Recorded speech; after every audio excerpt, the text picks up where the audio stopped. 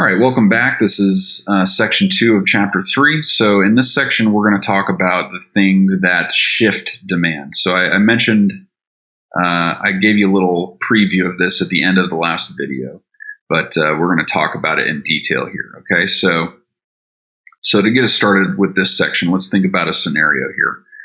Imagine that the United States government gives every registered college student in the United States a digital device that utilizes or requires a portable power bank, right? So this device that the government gives each and every college student requires a portable power bank.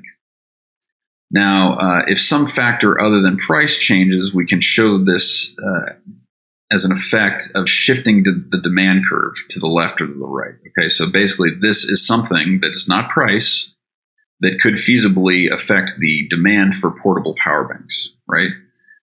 So like I said, this is a shift in demand comes from something that is not a change in price. So here's an example of something that's not a change in price, okay? And it would feasibly shift demand for portable power banks. The U.S. government giving every college student a digital device would probably increase the demand for portable power banks if these devices that they gave out require portable power banks, right? So there we go. This is an example of two complements, right? Things that go together. So yes, in this case, and here's a typo here in the slide, just take note of that. The second bullet point says number of flash memory cards. That should say portable power banks. So given this handout, we would expect the number of portable power banks demanded at each quantity and price, we would expect that to go up or increase. Okay, so that would be a shift in the demand, and that would shift it to the right. So take the curve and move it to the right. Let's see here. Do I have the picture here? Yes. So here we see two different shifts. So if we start with demand 1, D1, D sub 1, the dark blue line, if that's our initial demand, and we see an increase in demand, it would shift to the right and look like perhaps D2, demand 2, right? So that corresponds with higher demand, increased demand. If instead D1 shifted to the left, the smaller shift over to D3, that would constitute a decrease in demand. Okay, so a shift to the left is a decrease in demand or a drop in demand. So there you go. That's how we illustrate demand changing. Now again, let me reiterate this. This is when something other than price, something that is not price. So in this case, not the price of portable power banks changes. Okay. So the increase in demand could have come from the give outs of the portable devices. A decrease in demand could come from, say, news that these portable power banks randomly explode. That would probably decrease the demand for portable power banks. And that would come through people's tastes and preferences. So we mentioned in the last section some important things that determine demand that we usually think about staying constant or not changing. But if they do change, then since they determine demand, those things when they change will shift demand either to the left or the right, depending on whether it goes down, shifting to the left, or goes up, shifting to the right. Okay, so that's what that looks like. All right, so anything that determines the relationship between price and quantity, we generally assume that those things are not changing. Okay, and if we're moving along the curve of the demand curve, the line of the demand curve, then we're basically assuming that none of these other things are changing. None of these determinants are changing. But if one of these things do change, one of the determinants of demand does change, then this causes a shift. So again, this is we're getting back to our ceteris paribus conditions. The assumption that things are not changing as we move along a demand curve, because really what that movement along the demand curve Let me go back here. If we're moving along the dark blue demand curve D1, it's because price is changing, right? And as price changes, quantity demanded changes, right? That's the movement along the dark blue line here, D1. But that's only if price is changing, right? If anything other than price changes that affects demand, then demand will entirely change. In other words, the relationship between price and quantity changes. That's what we mean when we say that demand changes. The relationship, demand is the relationship between price and quantity. If demand changes, that relationship changes, right? So when demand goes up, like we see in D2 here, that relationship between price and quantity has changed. Demand has changed. Okay. And basically what that means is that when demand is higher or demand goes up, the quantity demanded at any given price has gone up. That's basically what we mean when we say demand has gone up. Quantities demanded at every single price have gone up. And likewise, when demand goes down, the quantities demanded at every single price have gone down. Okay, so that's exactly what we mean when we say demand changes. Okay, it's a change in the relationship between price and quantity. All right, so in the last video, we looked at those three important ceteris paribus assumptions: income, tastes and preferences, and prices of other goods, right? So those are three of the main important determinants of demand that can shift demand, right? And we already thought about how income can change demand. In fact, the government is considering giving people $1,000 in light of this coronavirus outbreak, right? That's an increase in income. And its purpose is to increase aggregate demand. So if you're in the macro course, you will, this is exactly what we will be talking about when we get to the fiscal policy chapter, right? So fiscal policy is when the government spends money to try to boost or reduce something called aggregate demand, which is the demand for everything in an economy, okay? But income is important. It's an important determinant of demand. Now, I asked you to think of how your demand for things might change if your income increased, right? So imagine you got that $1,000. What would you go spend it on? What would you go buy that you wouldn't have otherwise bought, right? Is there anything that you stop buying, at least temporarily, because you get that extra money? Think about that for a second. Is there anything that you buy less of because you got that additional income? Think about that. Okay. Now, what I'm trying to get at here is there's an important distinction. There's really two ways that income can affect demand. In most cases, it probably increases demand, right? If you have more money, you buy more of most things, right? So when that happens, when you have more income and you buy more of that of any particular good, we call that a normal good, because that's how most goods are.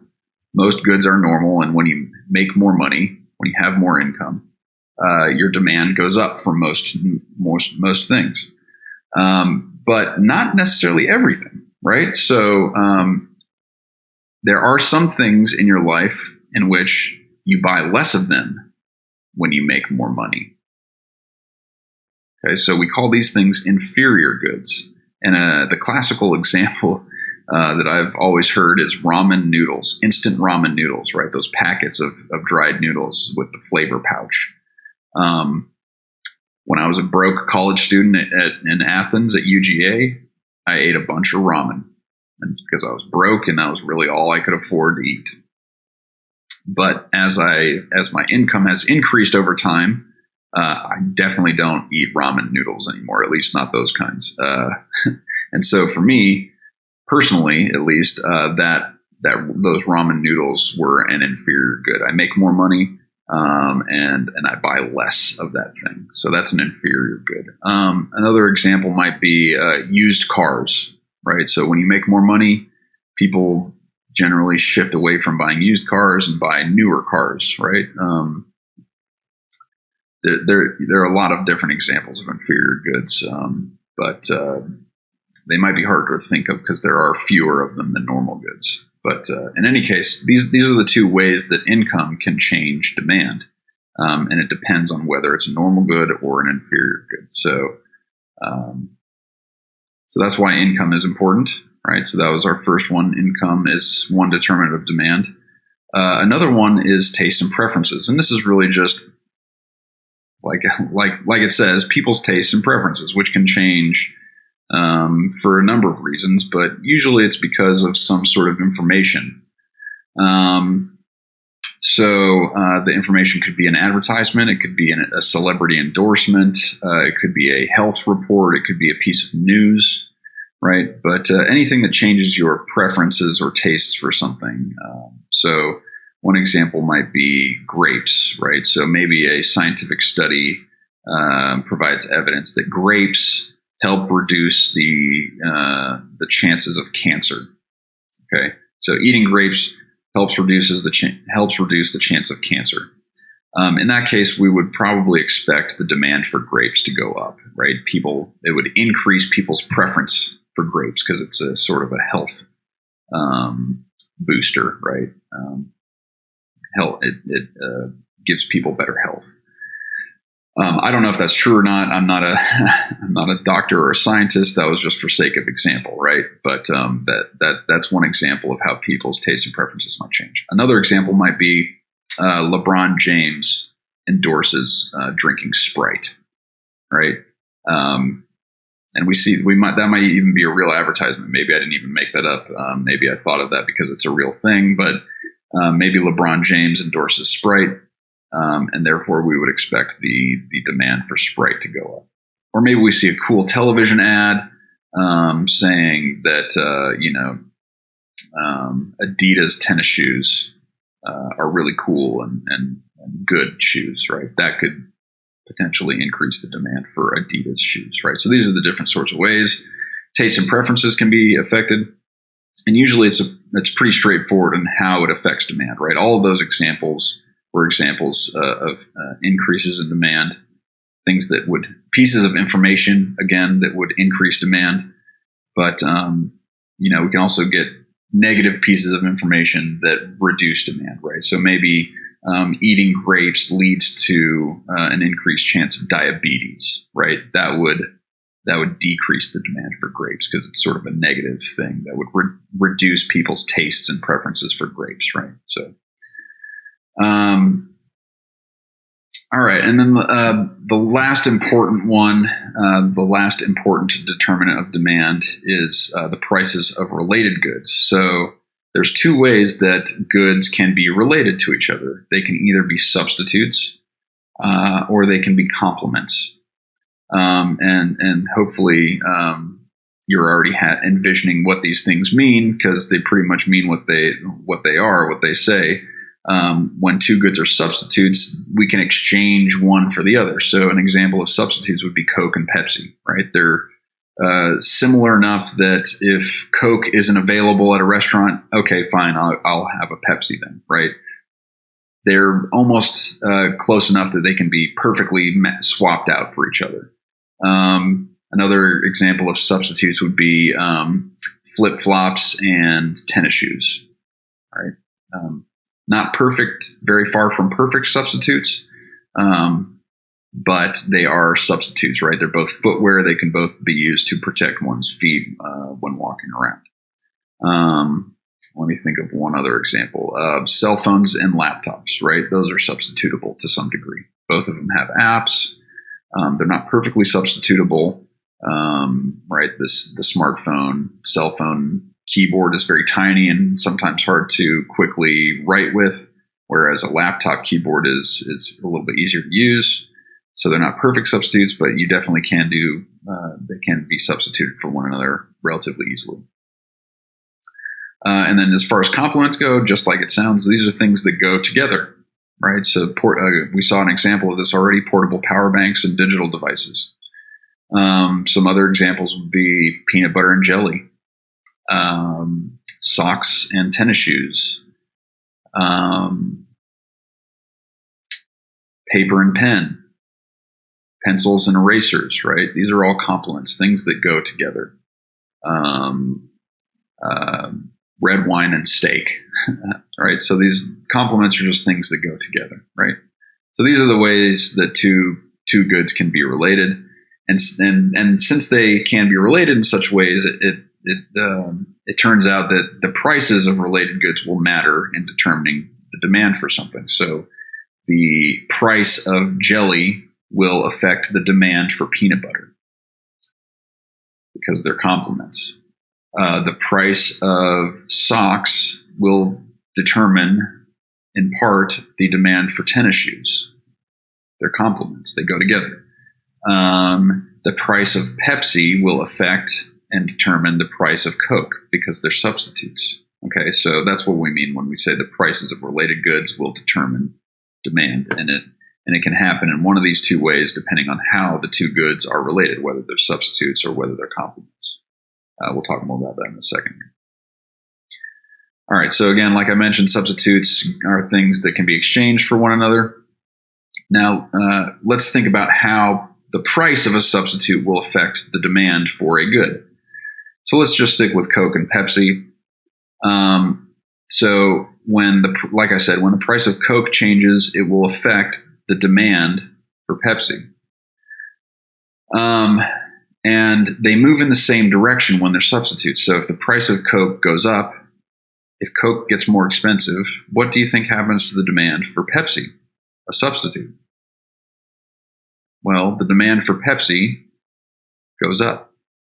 Price of Coke goes up, demand for Pepsi goes up. So substitutes move in the same direction in terms of one's price and the other's demand, right? You could also think about, let's see, what's another good example? Pancakes and waffles, right?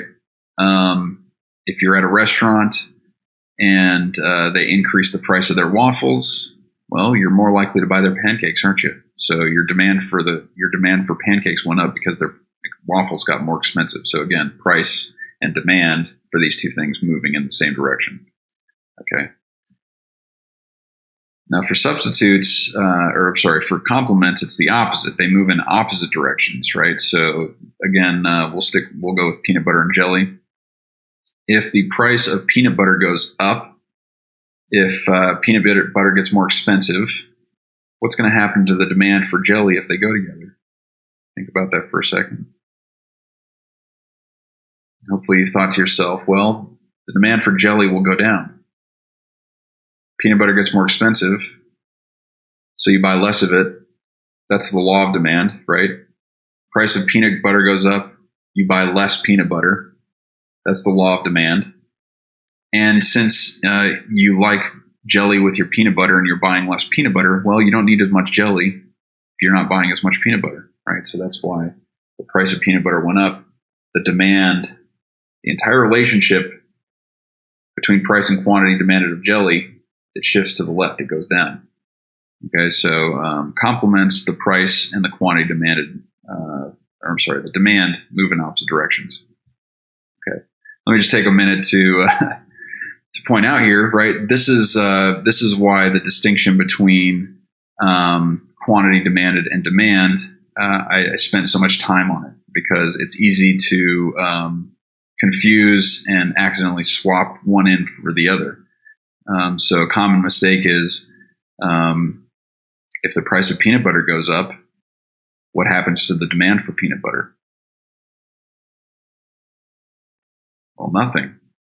The demand stays the same. If the price of peanut butter goes up, the quantity demanded of peanut butter goes down. The quantity demanded goes down, but the demand itself does not change. And that's, of course, assuming that ceteris paribus holds, right? Nothing else that's important in determining demand changes. Everything else, other than the price of peanut butter, stays the same. So I just wanted to note that distinction again, why it's important to understand the difference between a change in demand and a change in quantity demanded. Okay. All right, so here's a real world example about regarding tastes and preferences and how changes in tastes and preferences can change demand. So for decades, dentists told patients that chewing gum is not healthful for their teeth. It's not good for their teeth. So this is a negative information about gum, right? So this would decrease the demand for gum. So let's go to the empirical evidence, the data, and see what happens. So as a result of this information from dentists, the nationwide demand for chewing gum declined by more than 30%. Okay, so there we go.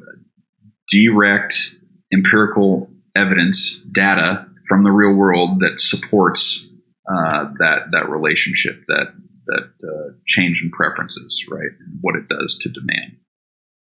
Interesting example. Here's another example. It's an international example. So global substitution from coal to natural gas as an energy source has been something that's going on. So since 2008, the global price of natural gas has gone down from $8 per thousand cubic feet to about $2.50 per thousand cubic feet. And what the main thing driving this decline in the price of natural gas has caused consumers to substitute away from coal consumption. So this is very interesting. This is the price of one good leading to the change in demand of something else. So the price of coal has gone down. The price of natural gas has gone down, and therefore the demand for coal has gone down. Right? So these are substitutes, and remember that substitutes move.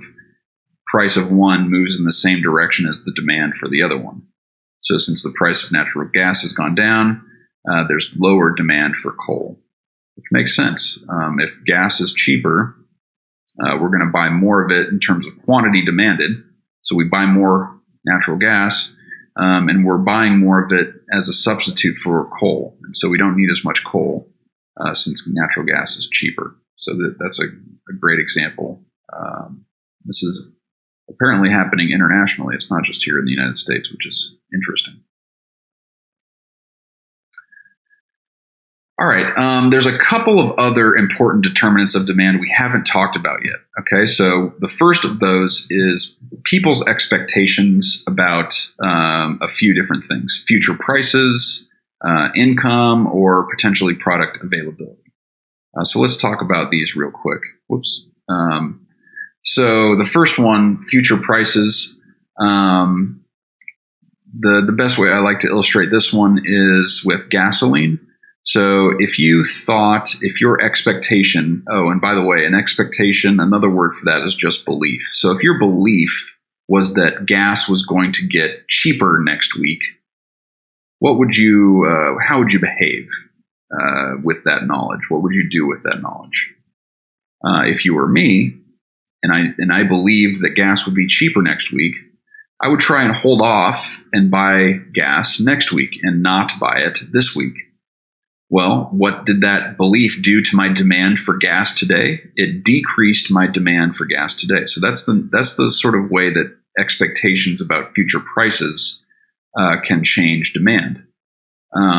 Now, I will point out here that although it is price, it's not price today. So it's not going to be an expectation of future price will not change quantity demanded like we talked about today's price doing, right? So recall again that demand is the relationship between price today and quantity demanded, right? That's what demand is. So the fact that we're talking about expectations of future prices, don't get that confused with today's price, right? It's not price. It's basically something that's not price when we're talking about demand, right?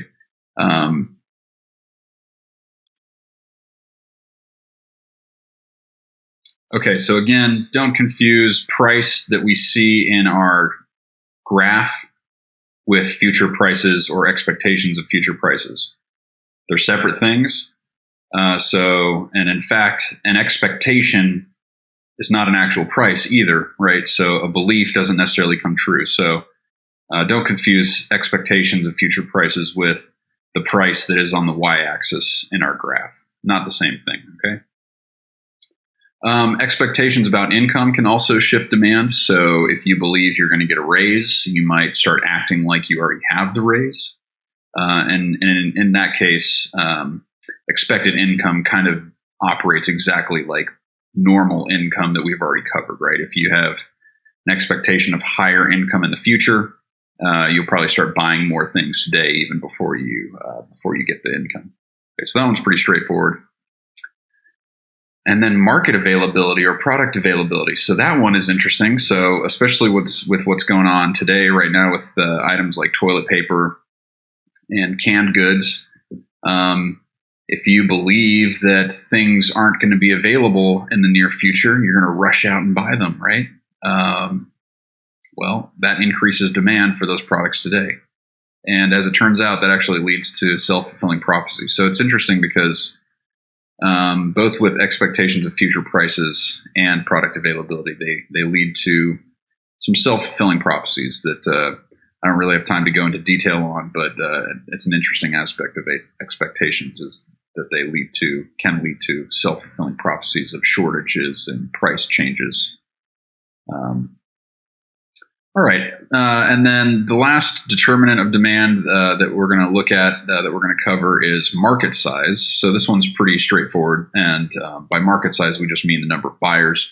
So if there's more buyers, then we're adding up more individual demands, and so with more buyers, there's a higher market demand, right? Because again, market demand is just adding up all the individual demands. So if there's more buyers, there's more individual demand, which makes market demand go up. If there's fewer buyers, there's fewer individual demands to add together, and so market demand goes down. So that one's pretty straightforward. Okay, and I've already been talking about this a little bit already, but let's just be really clear. This is a very important slide, so take note of this, put an asterisk by it, circle it with a red marker, whatever you have to do to remember that this is very important. Okay, so there is a very important difference between a change in demand and changes in quantity demanded. They're not the same thing, and we have to be careful about remembering which is which. Okay, so everything we've been talking about in the last few slides are things that are not price, and so when they change demand. Okay, so that's different from when price changes. When price changes, it does not change demand.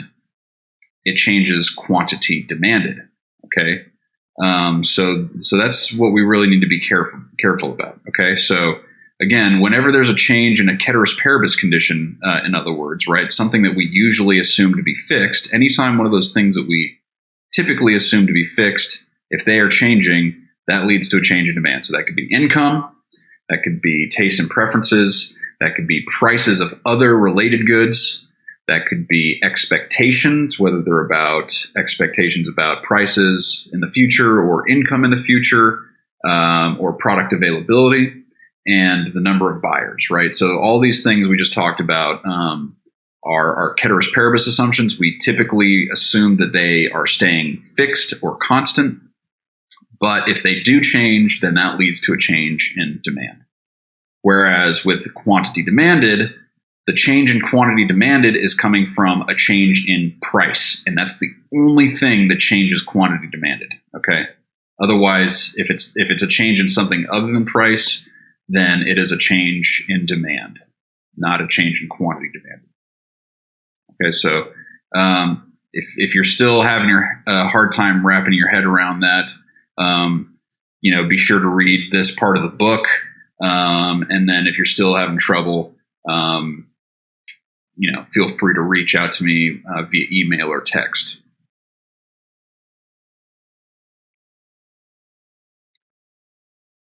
All right, and then like I mentioned, this last slide is just reiterating the fact that, again, a change in a good's own price leads to a change in quantity demanded, which is a single point on the demand curve. It's a movement from one point on a demand curve to a different point on a demand curve, or along the demand curve. It's not a shift in the demand curve when the good's price changes, right? It's a movement along the same demand curve. Okay. All right, so here's an illustration of a change in quantity demanded. Okay, so this movement from one point to another on the same demand curve is a change in quantity demanded, and it's the result of a change in price. Okay, so this is the result of a change in price of going from price $3 to a price of $1. Quantity demanded changes from 6 portable power banks demanded to 10 portable power banks demanded. Okay, but that line, that is demand. It hasn't shifted, so there's been no change in demand here. Okay, it's still the same demand. The line itself is demand. If the line moves, then we are talking about a change in demand. Okay, so hopefully that's clear by this point. All right, great. So that concludes the second section of chapter 3. I'll see you in the next video for section 3.